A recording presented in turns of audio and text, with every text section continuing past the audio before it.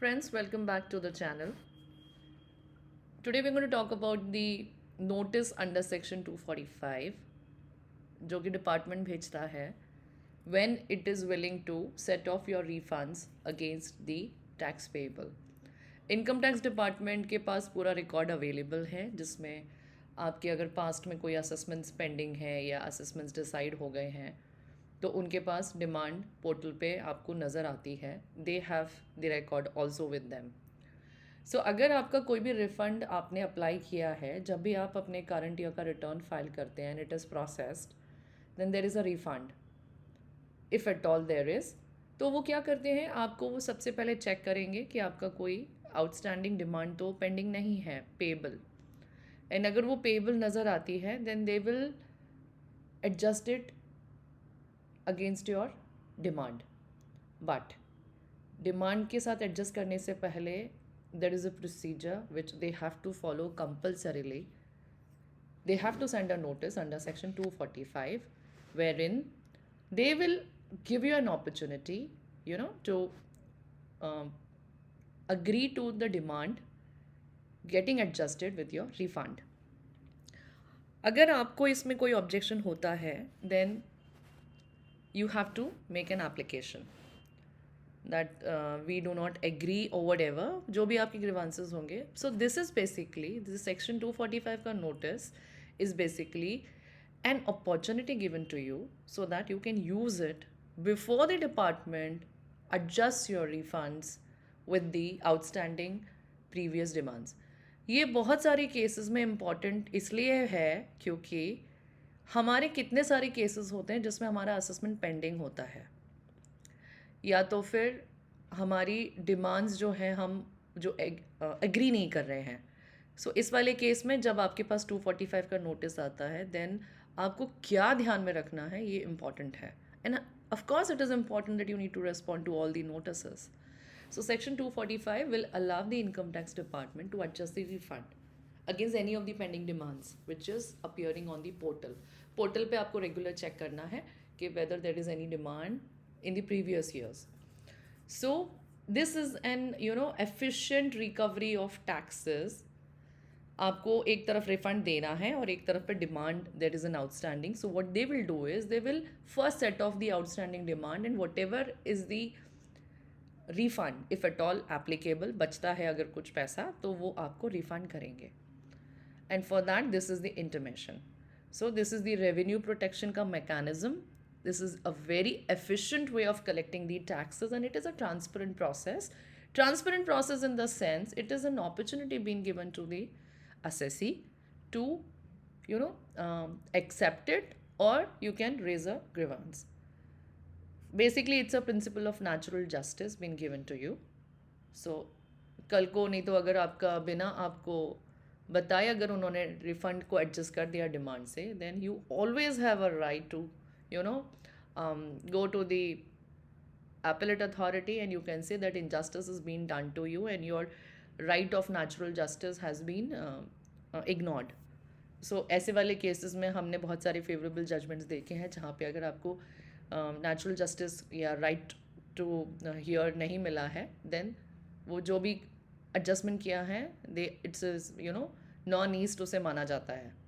So this is a very good thing. So इसलिए अगर आपका कोई भी डिमांड उन्होंने रिफ़ंड आपका डिमांड के अगेंस्ट एडजस्ट किया है without issuing you a notice to under section 245 then it is illegal, not valid in the eyes of law and you have various other options जिसमें आप जाके उस चीज़ को इनवैलिडेट करवा सकते हैं. So this is an opportunity been given to you. So what is the procedure? Let's come to the procedure quickly. Pending refund है तो वो आपको आउटस्टैंडिंग डिमांड के अगेंस्ट एडजस्ट करेंगे. Sorry. And this can happen only when they issue you a notice under section 245 wherein they inform you that your refund will be adjusted against the outstanding demand. This is an opportunity and this is an opportunity where you really need to take a good step. Either you can agree to the demand, option होता है आप अगर online log in करेंगे तो वहाँ पे option होता है to agree to the adjustment और to dispute the demand by submitting a response. अब रेस्पॉन्स सबमिट करने से पहले it is very very important, your rights and obligations. SSC को हमेशा अपने राइट्स और ऑब्लिगेशंस का पता होना चाहिए। अगर आपके पास ड्यूटीज़ हैं तो आपके पास राइट्स भी हैं। No, there is no duty without a right and there is no right without a duty. तो you have a right to respond. अगर आपके वो डिस्प्यूटेड टैक्सेस हैं, you are in to appeal और there is an appeal effect pending, तो आप उसके लिए आप हमेशा एक रिटन रिस्पॉन्स दे सकते हैं। And if at all there is an obligation to pay which is not disputed, then वो सेटल हो जाएगा। क्लैरिफिकेशन आपका देना बहुत ज़रूरी है। या अगर आपने स्टे ऑफ डिमांड के लिए अप्लाई किया है, say if there is a high pitch assessment and you are applying for a stay of demand and the stay has been granted, then the assessing officer or the automatic system cannot adjust your refund with the demand because there is a stay being applicable. तो ये कुछ चीज़ें अभी भी हैं जो department का जो ऑटोमेटिक सिस्टम है, ऑटोमेटिक प्रोसेस है, maybe it is still not getting taking this into account. तो अगर आपके केस ऐसा है, then you really need to submit a response. And ये रिस्पॉन्स सबमिट अगर आपने टाइमली नहीं किया, नॉर्मली 30 डेज़ का टाइम मिलता है, एंड अगर आपने 30 डेज़ के अंदर उसको रिस्पॉन्ड नहीं किया, if you haven't raised your grievance और you haven't submitted a return response, then automatic adjustment का सिस्टम है यहाँ पे, वो इमीजिएटली ऑटोमेटिकली एडजस्ट कर देगा and it will not issue you a refund. So replying to the notice is the base, it's the crux, you have to do it. So section 245 approach आपको क्या लेना है, what is the action for further action you have to take is section 245 में you have to stay vigilant whenever you receive a notice, any notice, it is not just section 245। मैं हर बार अपने सारे videos में बोलती हूँ, which ever notice you receive, आपको लगता है बहुत ही मियागर सा नोटिस है, but don't consider it to be meagre, it is something is being delivered to you. So when something is being delivered to you on your name, on your pen, then you definitely need to take an action on it. सब कुछ आजकल online है, you just need to be vigilant. Have yourself access to the experts opinion ज़रूर लीजिए.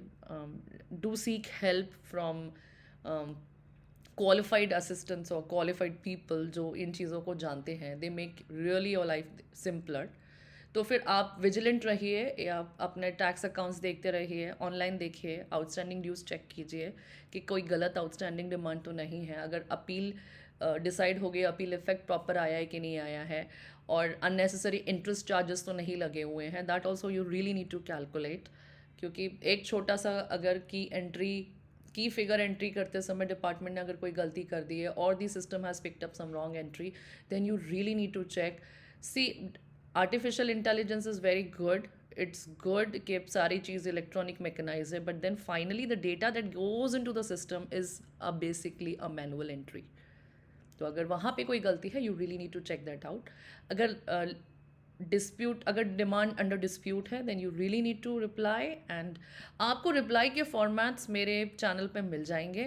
And अगर नहीं मिलता है, then do write to me. If you need any help, you can definitely write to me. I make it an attempt that I reply to all the emails. छोटी से छोटी help और ड्राफ्टिंग से related help और any other help if you need, then you write to made support@condesh.in। and thank you for your patience listening, and I hope this was very helpful and very useful. तो मिलते हैं अपने next video में, तब तक जय हिंद, जय भारत।